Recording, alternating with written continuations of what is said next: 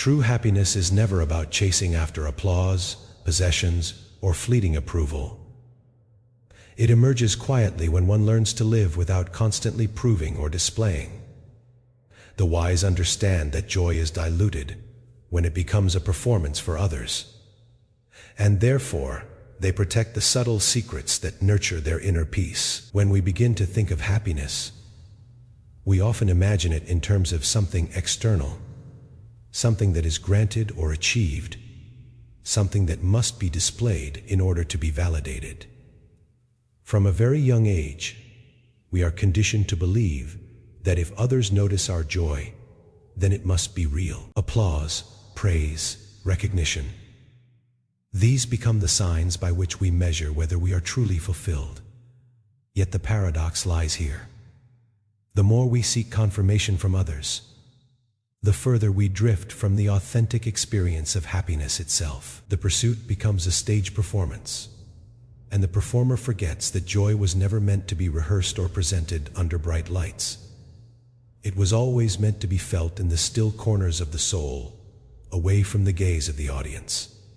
The wise man knows that the heart has its own rhythm, one that cannot be orchestrated by applause or measured by trophies. He understands that possessions are fragile, that wealth is transient, and that approval evaporates like mist under the morning sun.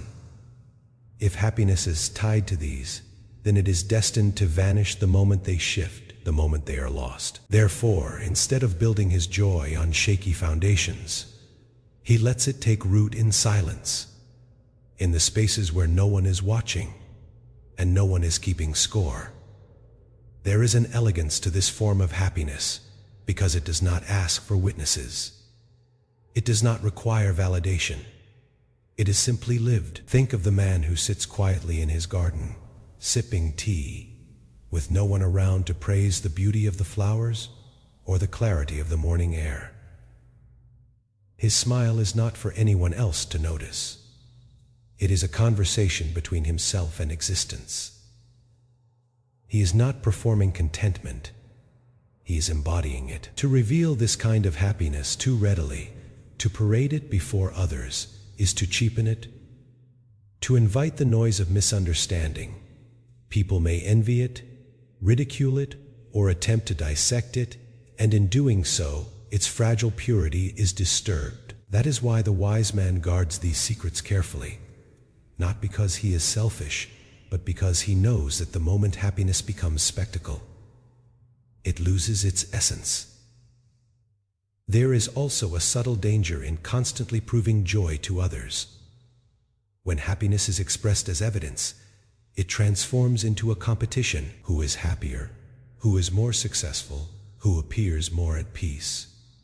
These are illusions created by the ego's hunger to compare and conquer. The wise man never enters this contest, for he knows there is nothing to win. Comparison is the thief of contentment, and in seeking to show happiness, one is already confessing its fragility. If the joy is genuine, why must it be proved? If it is deep, why must it be broadcast? In the silence of these questions lies the answer. Happiness that requires no witness is the only happiness that endures. The modern world, however, tempts us otherwise. We live in a culture of display, where the worth of experience is measured by how it appears to others. The meal is photographed before it is eaten. The laughter is posted before it is digested. And the holiday is remembered more for the pictures it produced than for the moments it held. Happiness has become performance art, endlessly curated for the approval of unseen spectators. Yet the wise man walks another path. He does not mistake display for reality. He does not confuse applause with peace. He knows that the truest joys dissolve the moment they are turned into spectacle. To live without proving is to return to simplicity. It is to rediscover that happiness is not an achievement, but a recognition. It is not earned through effort, but uncovered by release. When the need to impress falls away, what remains is freedom. The freedom to be without justification. The freedom to experience without translation. the freedom to rest without performance. In this freedom, happiness blossoms naturally, quietly, without fanfare. One might think of a river flowing through a valley. The river does not announce its beauty, nor does it seek admiration. It simply moves. It simply is. And in that being, its presence nourishes all around it. The wise man's happiness is like this river, flowing steadily, hidden from spectacle, yet deeply alive. To reveal it too loudly would be to disturb its current, to turn its natural course into something artificial. That is why the secret of happiness is best kept not as a guarded treasure, but as a living stream within, untouched by the need for display. When we recognize this, we begin to understand why happiness so often eludes those who chase it. They run toward applause, toward possessions, toward approval, believing that the loudness of recognition will amplify their joy. Yet they find themselves exhausted, anxious, endlessly unsatisfied. For the more they display, the more they depend on the responses of others, and the more fragile their happiness becomes. It is like building a house on sand. The structure looks impressive for a moment, but it cannot endure the storms. The wise man, however, builds his house on rock, on silence, on the unshakable ground of inner contentment. He has nothing to prove, and so he cannot be shaken. This is not to say that happiness must always be hidden. It is not about secrecy in the sense of withholding from others. Rather, it is about intimacy, about understanding that there are dimensions of joy which are too subtle to survive in the harsh light of display. These dimensions thrive in quietness, in stillness, in the privacy of one's own heart. To share them carelessly would be to expose a delicate flower to a storm. It cannot endure such violence. The wise man, therefore, cherishes these secrets not out of selfishness, but out of reverence for their fragility. In the end, the path of true happiness is one of gentleness. It does not shout. It does not seek to impress. It does not live in the theater of recognition. It rests quietly, like a flame sheltered from the wind, glowing not for the crowd but for the warmth it brings within. And it is here, in this quiet flame, that the wise man finds his peace, and in protecting it from performance, he ensures that it continues to burn. Contentment grows in silence, much like a tree rooting deep underground before it blossoms in spring. A wise man guards the intimate truths that sustain this contentment, knowing that to reveal them too freely is to risk having them misunderstood, mocked, or stolen by the noise of the world. When we think about the foundations of contentment, we often picture visible achievements, outward signs, or the applause that comes when others recognize success. But the deeper reality is that contentment does not spring from things that can be displayed or traded. It is like a seed quietly germinating in darkness, nourished by unseen forces, shielded from the storms above until it is strong enough to rise. The silence in which this seed takes root is not emptiness but protection. It is the necessary stillness where growth is safe, where the roots can deepen and strengthen before anything visible emerges. A wise man knows that the same principle applies to the happiness of the soul. It must be sheltered, nourished in quiet, and not exposed too early to the careless eyes of the world. The world we inhabit is noisy, restless, and endlessly demanding explanations. When one expresses joy or peace, it is immediately questioned, compared, and judged. People want to know why. They want to measure it against their own experience, or perhaps to diminish it because it unsettles them. A truth revealed prematurely, like a flower forced open before its time, loses its beauty and strength. That is why the wise man does not announce every secret that sustains him. He knows that certain joys can only be preserved by silence, and that to throw them into the noise of the crowd is to risk losing their essence. Imagine a tree in the forest. Its most important work happens where no one sees.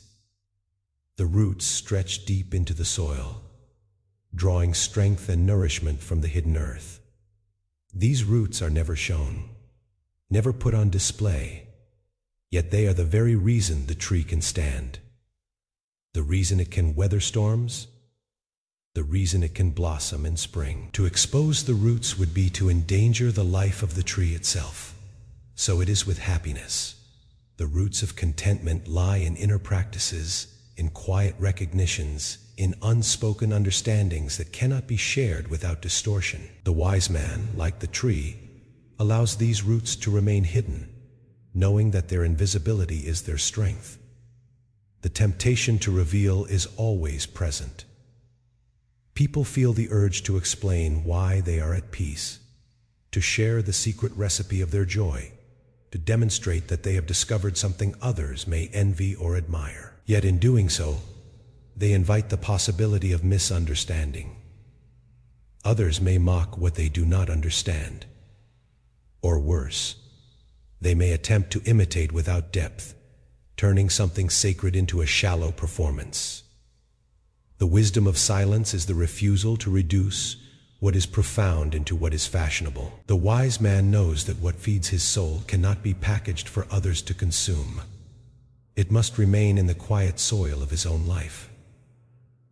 This guarded silence is not about secrecy in the sense of hoarding knowledge.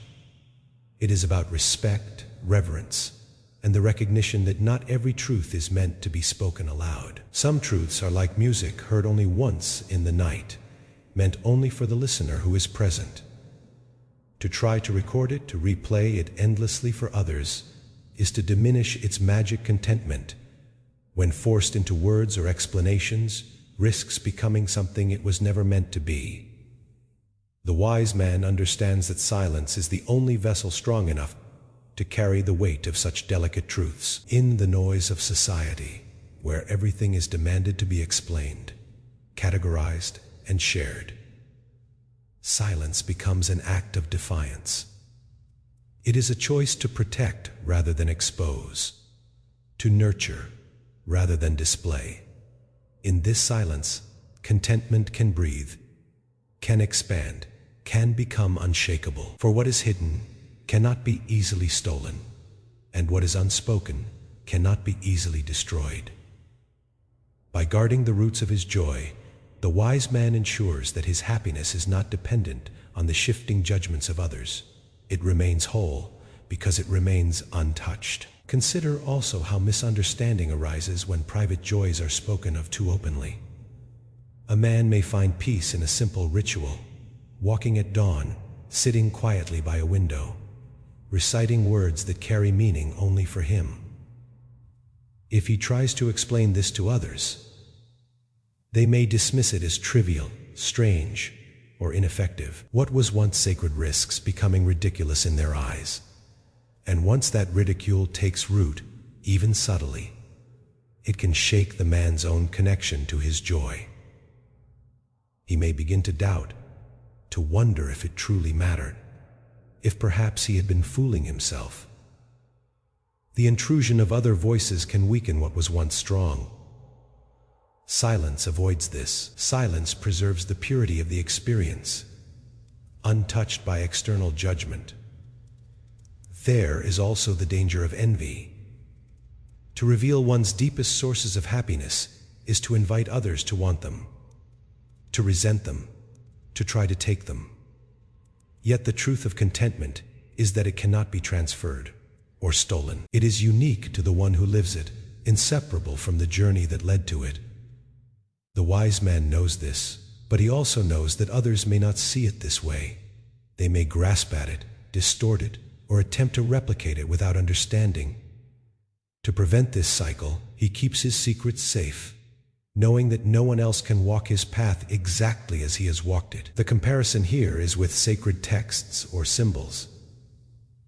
In many traditions, certain teachings are kept hidden, revealed only to those who are ready, those who have walked far enough to truly understand.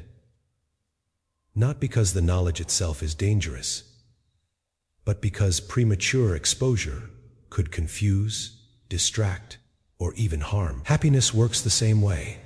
To reveal its deepest sources to those who are unprepared to understand is to waste them. The wise man allows silence to be the guardian of these truths, sharing only what is necessary and never what would be misunderstood. In the stillness of his silence, contentment deepens. It becomes a wellspring, flowing freely within, without fear of being dried up by the outside world. The roots grow stronger, the blossoms more radiant, precisely because they are not constantly exposed. The wise man trusts that happiness does not need to be explained or defended. It is enough that it is lived, enough that it is known within, and by keeping it close, by allowing it to grow in silence, he ensures that it remains whole, enduring, and alive.